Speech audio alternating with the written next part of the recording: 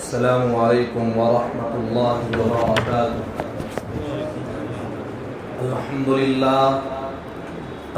للہ نحمده ونستعینه ونستغفره ونؤمن به ونتوکل علیہ ونعوذ باللہ من شرور انفسنا ومن سیئات اعمالنا من يهده الله فلا مضل له ومن يضلل فلا هادي له ونشهد أن لا إله إلا الله وحده لا شريك له ونشهد أن سيدنا ومولانا محمدا عبده ورسوله صلى الله عليه وعلى آله وأصحابه وبارك وسلم تسليما كثيرا كثيرا أما بعد قال الله تبارك وتعالى في القرآن المجيد والفرقان الحميد أعوذ بالله من الشيطان الرجيم بسم الله الرحمن الرحيم سيقول السفهاء من الناس ما ولاهم عن قبلتهم التي كانوا عليها قل لله المشرق والمغرب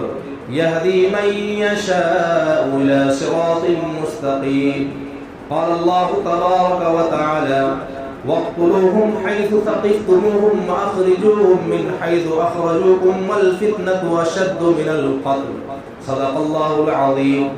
ایک بار اللہ کے حبیب تاجدار دو عالم احمد مجتبی محمد مصطفیٰ صلی اللہ علیہ وسلم پر عقیدت اور محبت سے نماز والا درود شریف پڑھنے۔ اللہم صلی علی محمد وعلی آل محمد کما صلیت علی ابراہیم وعلی آل ابراہیم انک حمید مجید۔ اللہم بارک علی محمد وعلی آل محمد کما بارکت علی ابراہیم وعلی آل ابراہیم انک حمید مجید۔ میرے محترم بزرگوں اور دوستوں، میں نے ابھی آپ حضرات کے سامنے سورہ بقرہ کی 2 جگہ سے دوسرے پارے کی آیت کریمہ تلاوت کی ہے اور اسی کو اپنا موضوع سخن بنایا ہے، اور وہ جو عنوان ہے وہ یہ ہے کہ اپنی دولت کی حفاظت۔ یہ دولت کس چیز کی ہے تو ان آیات کی روشنی میں سمجھنا ہے۔ ابھی جو جنگ چل رہی ہے جس کا اثر پوری دنیا میں آپ حضرات دیکھ رہے ہیں، ظاہر ہو رہا ہے۔ ہم اور آپ ایک نظریے سے دیکھ رہے ہیں کہ جنگ ہے مادی وسائل کا، یوں عام طور پہ کہیے کہ پٹرول کا، خزانے کا، اور لڑ 3 ملک رہا ہے اور اثر پوری دنیا پر ہے۔ وجہ کیا ہے کہ ایک طرف پورا سپر پاور طاقت ایک ملک کو مٹانے پر لگا ہوا ہے کہ یہ مٹ جائے۔ کیوں مٹے؟ کیونکہ اس کے اندر جو اللہ نے خزانہ رکھا ہے اس خزانے کو حاصل کر کے پوری دنیا میں اپنی حکومت اور اپنی بادشاہت قائم کرنا ہے۔ تو ہمیں یہ آپ کو سمجھنا ہے کہ صرف مادی وسائل کی دشمنی نہیں ہے، دشمنی اور بھی ہے۔ یہ تو ایک خزانے کا بہانہ ہے جو ملک کو مٹایا جا رہا ہے۔ دشمنی جو پہلی جو بنیادی ہے وہ روحانی اور برکات جو انوارات مسلمانوں کو اللہ نے عطا کیا، وہ پہلی چیز ہے۔ اس کے آڑ میں وہ تمام چیزیں کر رہا ہے۔ اور میں آپ کو 5 چیزیں بتلاتا ہوں کہ دشمنی کہاں سے ہے۔ یہود و نصارہ سنتے ہیں آپ، قرآن نے صاف لفظوں میں اعلان کیا کہ وَلَن تَرْضَىٰ عَنْكَ الْيَهُودُ وَلَا النَّصَارَىٰ حَتَّىٰ تَتَّبِعَ مِلَّتَهُمْ۔ یہ یہود و نصارہ اس وقت تک تم سے خوش نہیں ہو سکتے جب تک تم اس کے دین کو نہ قبول کرو۔ اب یاد رکھیے، آپ کا دوست ہو ہی نہیں سکتا۔ آپ مسلمان ہو اور وہ یہود و نصارہ، عیسائی اور جو ہے یہودی آپ کو اپنا رہبر کیسے تسلیم کر سکتا ہے؟ آپ کے اندر خزانہ ہے تو وہ کیسے برداشت کرے گا کہ آپ سپر پاور طاقت بن کر کے رہیں اور آپ سے ہم پٹرول لیتے رہیں، ڈیزل لیتے رہیں اور خزانے لیتے رہیں؟ وہ اسے برداشت ہو ہی نہیں سکتا۔ اور اللہ نے خزانہ دے کر کے جتنے بھی مسلم ممالک ہیں ان کو خزانہ دے کر کے یہ بتلایا، تم جو بھی ہو، دنیا تمہیں سپر پاور طاقت کہے مگر انہی ملکوں کے ارد گرد تمہیں ناچنا ہوگا۔ تم جو ہے حکمران نہیں بلکہ محکوم بن کر کے تم زندگی گزارو۔ یہ بات یہودوں اور نصارہ کو پسند نہیں ہے کہ ہم کسی مسلمان کے چھتر سایہ میں رہیں، ان کے سایہ میں رہیں، نہیں، یہی برداشت نہیں۔ تو یہ میرا الگ موضوع ہے جو آئندہ انشاءاللہ اس پر میں بات کروں گا، مادی وسائل پر، جو ابھی جنگ ہو رہی ہے ایران سے۔ ہمارا اور آپ کا جو ایران جو پورا شیعہ تعلق رکھتا ہے، شیعہ مذہب ہے، ہمارا جو اس سے تعلقات جو خراب ہے اس وجہ کر کہ عقائد کا مسائل ہے۔ عقیدے کو مسئلے کو لے کر کے ہم لوگ آپس میں اختلاف کرتے ہیں، مگر نبی کا کلمہ وہ بھی پڑھا ہوا ہے، اہل بیت سے محبت وہ بھی کرتا ہے۔ عقائد میں صرف یہ ہے کہ حضرت علی کو وہ اپنا بڑا مانتا ہے، امام مانتا ہے، اللہ کے رسول سے زیادہ اس کو عظمت دیتا ہے۔ ابو بکر عمر عثمان کو نہیں مانتا، گالیاں دیتا، یہ عقائد کا مسئلہ ہے۔ مگر دنیا جو لڑ رہی ہے ایران سے، وجہ صرف یہ ہے کہ یہ محمد کے غلام ہیں، انہوں نے محمد کا کلمہ پڑھا ہے، انہوں نے مصطفیٰ کا کلمہ پڑھا ہے، وہ مسلمان سمجھ کے اسے مار رہا کہ ہم مسلمانوں کی حکمرانی تسلیم نہیں کریں گے، اس لیے جنگ ہو رہی ہے۔ مگر جو اللہ تبارک و تعالیٰ کا انعام ہم پر اور آپ پر ہے، وہ پہلی چیز ہے محمد عربی صلی اللہ علیہ وسلم کی ذات گرامی۔ اختلاف یہاں سے، اختلاف کیا ہے کہ آپ صلی اللہ علیہ وسلم کی ذات گرامی ہم سب کے لیے، پوری دنیا کے لیے رحمت و برکت ہے، اور ہم ہی نہیں فخر کر رہے، سابقہ جتنے انبیاء کرام آئے دنیا میں تشریف لائے، ان کی بھی یہی تمنا تھی کہ وہ جو آخری نبی جن کی کتابوں میں، سابقہ کتابوں میں اللہ نے ذکر کیا ہے، وہ ایسا کون سا نبی ہے جس کا بار بار عرش پر بھی لکھا ہوا، خدا کے نام کے ساتھ بھی لکھا ہوا، کتابوں میں تذکرہ ہے، آخر وہ کون سا نبی ہے؟ اور یہ تمام انبیاء کی خواہش تھی کاش وہ نبی کی امت میں بھی ہوتا۔ سبوں نے دعا کی، مگر دعا قبول ہوئی صرف ایک، وہ حضرت عیسیٰ علیہ السلام۔ جب آئیں گے آخری زمانے میں، جب قیامت قریب ہوگی، تو وہ نبی بن کر نہیں آئیں گے بلکہ محمد کا غلام، محمد کی امت بن کر کے آئیں گے۔ تو انہوں نے دعا کی تھی تو اللہ نے سن لی ان کی، تو جب آئیں گے وہ نبی بن کر کے نہیں آئیں گے، نبی کی امت بن کر کے آئیں گے۔ تو یہ یہودوں و نصارہ کو یہ چیز برداشت نہیں ہے کہ بنی اسرائیل میں سے جو نبی آتے رہے، یہ بنو اسماعیل میں سے کیسے آ گئے؟ ہم اسے نہیں مانیں گے، آنا تو تھا بنی اسرائیل سے انہیں۔ اور یہ ان کی بدبختی دیکھیے کہ جتنے بھی قوم بنی اسرائیل میں نبی آئے، یہ اتنی بےہودہ اور نالائق قوم ہے کہ ایک ایک دن میں 70 انبیاء کو یہ قتل کرتے تھے، اللہ کی نعمتوں کی ناشکری کرتے تھے، اتنی بڑی یہ بےہودہ قوم ہے۔ تو یہ برداشت نہیں کرتی کہ قوم بنی اسرائیل میں آنا تھا آخری نبی کو، جس کا تذکرہ تورات، زبور، انجیل میں ہم نے پڑھا، یہ نبی بنو اسماعیل میں سے کیسے آیا؟ تو یہ پہلی دشمنی ہے، اسے برداشت نہیں ہے، یہ بڑی ضدی قوم ہے، اڑیل قوم ہے، تو یہ برداشت نہیں کر سکتی کہ آخری نبی ہو اور اسماعیل کے خاندان سے ہو، یہ برداشت نہیں کرتی۔ دوسری چیز جو مسلمانوں کو اللہ نے عطا کیا ہے وہ ہے قرآن کی نعمت۔ قرآن شفا ہے، روحانی بھی اور جسمانی بھی۔ اور یہ قرآن جب آیا تو بھی اس قوم بنی اسرائیل کو، یہود و نصارہ کو یہ بات ہرگز قبول نہیں ہوئی کہ بھئی تورات بھی آ گئی، زبور بھی آ گئی، انجیل بھی آ گیا، قرآن کو بھیجنے کی ضرورت کیا تھی؟ اس کا مطلب یہ ہے کہ قرآن آیا، جتنی کتابیں تھیں وہ ساری کی ساری منسوخ ہو گئی۔ اب اس وجہ کر کہ قرآن آیا، وہ بھی آخری نبی پر آیا، محمد صلی اللہ علیہ وسلم پر آیا، اب قرآن کا قانون چلے گا، تورات کا قانون نہیں چلے گا، زبور کا قانون نہیں چلے گا، انجیل کا قانون نہیں چلے گا۔ ادھر جو ہے یہودی ناراض اور ادھر عیسائی ناراض۔ وجہ دشمنی قرآن کیوں ہے؟ قرآن تو آنا تھا ہمارے پاس، قرآن کو تو اترنا تھا ہمارے یہاں، یہ اترا محمد صلی اللہ علیہ وسلم پر۔ تو اللہ نے یہ بتلایا کہ دیکھیے تورات کا ایک زمانہ تھا، جو زمانہ ختم ہوا تو زبور کا زمانہ آیا، زبور کا زمانہ جب تک چلتا رہا تو زبور بھی رہی، زبور کا زمانہ ختم ہوا انجیل آئی، انجیل کا زمانہ تھا، انجیل چلتا رہا، قانون چلتے رہے۔ اب قانون جب ختم ہو گیا تب قرآن قانون چلے گا۔ ایک وجہ یہ علماء نے بیان فرمایا. دوسری وجہ یہ بیان فرمائی کہ اگر ان لوگوں نے تورات زبور انجیل میں تحریف نہ کیا ہوتا, تبدیل نہ کیا ہوتا, اپنی من گھڑت باتیں اس میں داخل نہ کی ہوتی, تو یہ کتابیں بھی محفوظ رہتی.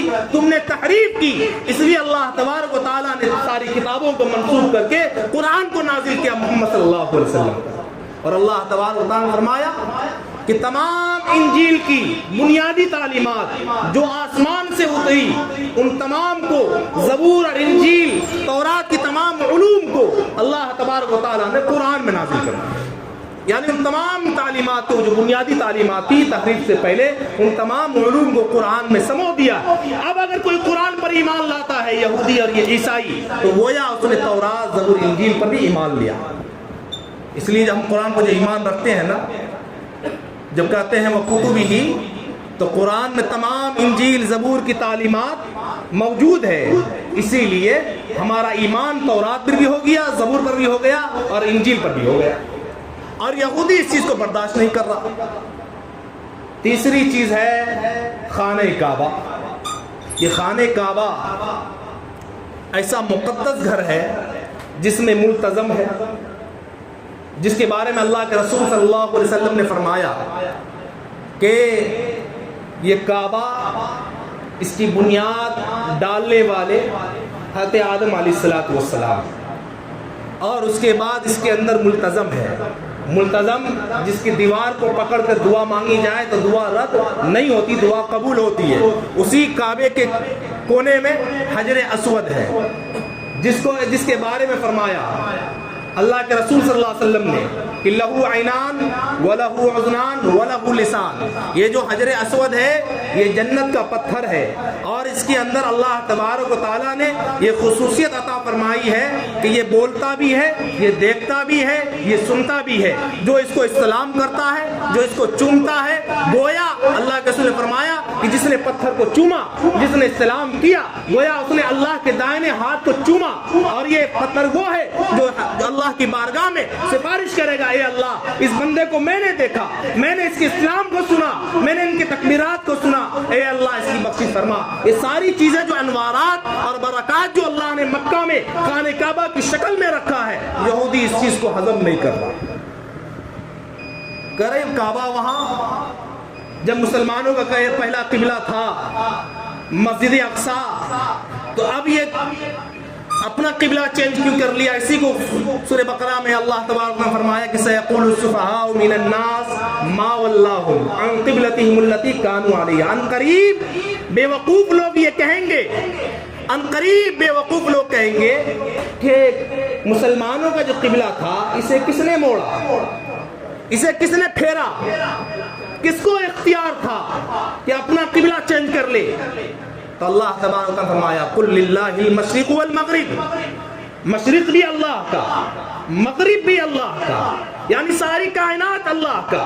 قل للہ المشرق والمغرب یہدی من یشاء الی صراط مستقیم. اللہ جسے چاہتے ہیں سیدھا راستہ دکھا دیتے. جب مشرق و مغرب اللہ کا ہے تو اللہ کا قانون چلے گا. قد نرى تقلب وجهك في السماء, اے میرے محبوب اپنا رخ جو ہے خانہ کعبہ کی طرف کر لیا. تو اللہ کے حکم سے میرے نبی نے اپنا قبلہ بدلا. یہ بھی دشمنی کی ایک وجہ ہے کہ جب مسجد اقصی جب قبلہ تھی تو پھر بدلنے کی ضرورت کیوں پڑی؟